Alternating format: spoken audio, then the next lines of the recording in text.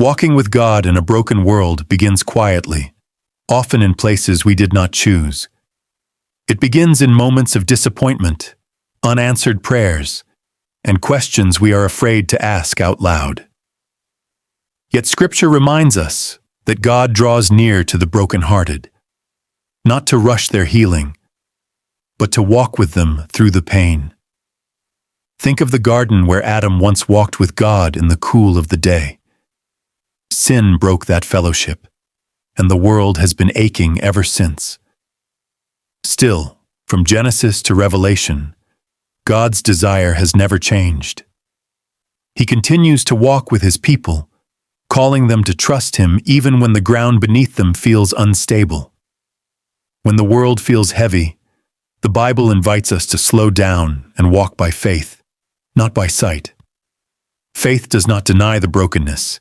It acknowledges it and chooses God anyway. Like Abraham, we walk without seeing the full picture.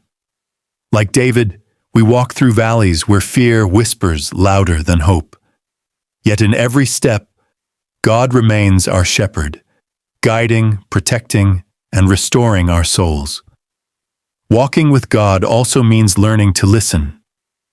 In a noisy, wounded world, His voice often comes as a gentle whisper through His word. Scripture becomes our daily bread, reminding us that we do not walk alone and that God's promises are still alive. Each verse we meditate on strengthens our steps and realigns our hearts. There are days when walking with God feels like standing still, waiting on Him when answers delay. The Bible shows us that waiting is not wasted time.